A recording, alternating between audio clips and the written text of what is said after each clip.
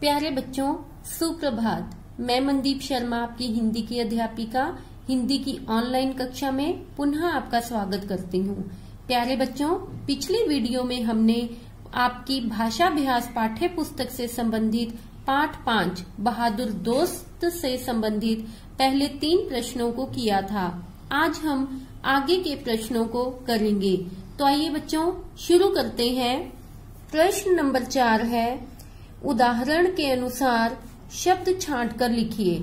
प्यारे बच्चों, इस प्रश्न को करने से पहले मैं आपको द्वित्व व्यंजन और संयुक्त व्यंजन से संबंधित कुछ जानकारी देना चाहती हूँ। प्यारे बच्चों, द्वित्व व्यंजन तथा संयुक्त व्यंजन से संबंधित जानकारी मैं आपको पहले भी दे चुकी हूँ। चलिए आइए एक बार इसको फिर से दोहराई कर लेते हैं इसकी। कभी कभी दो समान व्यंजनों का एक साथ प्रयोग होता है, इन्हें ही द्वित्व व्यंजन कहा जाता है। जैसे आधा क प्लस पूरा क क्या बन गया बच्चों?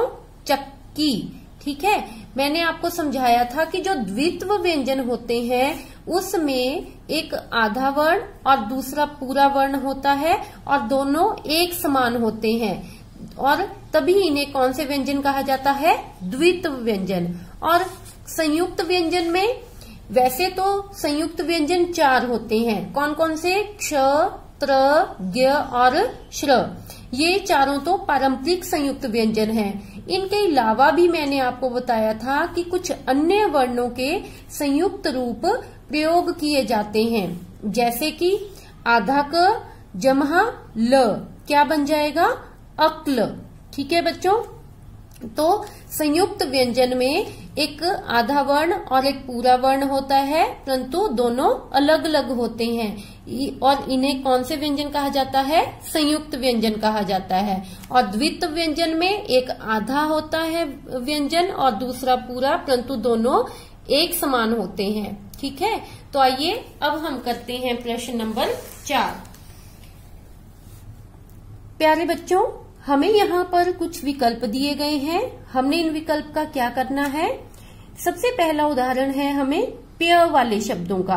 हमने पेय वाले शब्दों को इन विकल्पों से ढूंढकर यहाँ पर लिखना है और फिर स्त वाले शब्दों को इन विकल्पों से ढूंढकर इनके सामने लिखना है। सबसे पहले पेय वाले शब्द देख लेते हैं कौन कौन से हैं। प्याज, प्याला और प्यास। और प्याज शब्द हमें पहले ही उदाहरण के तौर पर दे रखा है। आगे है बच्चों स्त वाले शब्द। पहला हमें उदाहरण के तौर पर दिया है बिस्तर। और कौन सा है स्त वाला शब्द? बस्ता, दोस्त और सस्ता। इस प्रकार से बच्चों हमने पेय तथा स्त संयुक्त व्यंजन वाले शब्दों को दिए गए विकल्पों में से छांटकर लिखना है। अगला प्रश्न है, शब्द सीढ़ी पूरी कीजिए। प्यारे बच्चों, जिस प्रकार से यह एक सीढ़ी की तस्वीर आप देख रहे हैं, क्या बच्चों अगर इसमें से मैं एक लकड़ी को निकाल दूं तो क्या ये सीढ़ी पूरी कहलाएगी? नहीं। जिस प्रकार से सीढ़ी में हर लकड़ी एक दूसरे से जुड़ी होती है और अगर किसी एक लकड़ी को निकाल दिया जाए तो यह सीढ़ी पूरी नहीं कहलाएगी।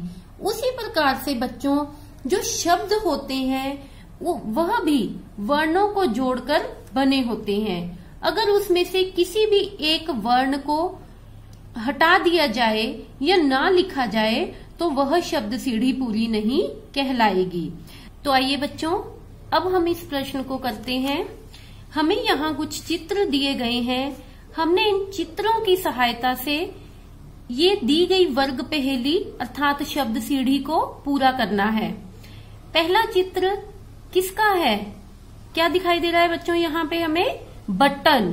तो यहाँ पे हमें ब लिखा हुआ है, परंतु यहाँ पे ट नहीं लिखा गया है और हम यहाँ पे क्या लिखेंगे? ट। तो ये क्या बन जाएगा? बटन। अगला चित्र किसका है? बकरी। तो बकरी, यहाँ पे हमें ब दे रखा है परंतु क नहीं दिया है, तो हमने क वर्ण के द्वारा बकरी शब्द को पूरा करना है। आगे किसका चित्र है? टोकरी। टोकरी में हमें टो दे रखा है, परंतु क वर्ण नहीं दे रखा था, तो हमने क लिखकर टोकरी शब्द को पूरा करना है। आगे है बच्चों, आगे किसका चित्र दिखाई दे रहा है हमें? आदमी का। तो हमने यहाँ पे आ दे रखा है और द नहीं दिया है, तो हमने द लिखना है और मी, तो ये क्या बन जाएगा? आदमी। आगे क्या देख रहे हैं हम कि एक अंकल जी कुर्सी पे बैठकर आराम फरमा रहे हैं, तो हमें यहाँ पे क्या दे रखा है? आ, परंतु आराम का रा नहीं दे रखा है, तो हम क्या लिखेंगे बच्चों? आ रा म। क्या बन गया ये? आराम। ठीक है। आगे किसका चित्र है? कलम। तो हम यहाँ पे क्या दिया है? हमें क दे रखा है, परंतु ल नहीं दिया है, तो हम ल वर्ण को लिखकर कलम शब्द को पूरा करेंगे। इस प्रकार से बच्चों हमने इन वर्णों को लिखकर इस दी गई वर्ग पहेली को चित्रों के माध्यम से पूरा करना है। अब आइए अगला प्रश्न करते हैं। प्रश्न नंबर 6, नीचे दिए गए चित्रों को देखिए और वाक्य बनाइए। प्यारे बच्चों, हमें यहाँ कुछ चित्र दिए गए हैं जिनको देखकर हमने वाक्य बनाने हैं। हमें पहले चित्र में क्या दिखाई दे रहा है कि एक प्यारा सा मोर किसके ऊपर बैठा है? पेड़ की डाली पर बैठा है। तो हमने वाक्य बनाया, मोर पेड़ की डाली पर बैठा है। आगे क्या देख रहे हैं हम चित्र में कि एक मछली पानी में तैर रही है, तो हम वाक्य बनाएंगे, मछली पानी में तैर रही है। आगे है, यहाँ पे क्या हो रहा है? एक लड़की पढ़ रही है, तो वाक्य क्या बनेगा? लड़की पढ़ रही है। आगे क्या है? एक लड़का झूला झूल रहा है, तो वाक्य बनाएंगे हम, लड़का झूला झूल रहा है। इस प्रकार से बच्चों हमने प्रश्न नंबर 6 में दिए गए चित्रों के माध्यम से वाक्यों को बनाकर लिखना है। अगला प्रश्न है प्रश्न 7, पाठ बहादुर दोस्त में दीपक का दोस्त लालू बहुत बहादुर था। आप भी अपने दोस्त या सहेली के बारे में कोई 3 बातें लिखिए। प्यारे बच्चों, आप सभी का कोई ना कोई दोस्त और सहेली अवश्य होते हैं, तो आपने उनके बारे में कोई भी 3 बातें लिखनी है। मैंने यहाँ पर कुछ उदाहरण के तौर पर आपको बातें लिख दी हैं।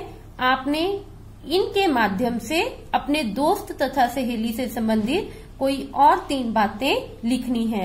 जैसे मैंने लिखा है, मेरी सहेली का नाम सीमा है। यहाँ पे आप अपने दोस्त या सहेली का नाम लिख सकते हैं। अगली पंक्ति है कि वह बहुत समझदार है, और तीसरी मैंने लिखी है, वह हमेशा अपने से बड़ों का आदर करती है। इस प्रकार से बच्चों आप अपने दोस्त या सहेली से संबंधित कोई 3 बातें यहाँ पे लिख सकते हैं। तो बच्चों, आज के लेखन कार्य को आपने भाषाभ्यास की पाठ्य पुस्तक में सुंदर लिखावट में पेंसिल की सहायता से लिखना है तथा याद करना है। धन्यवाद।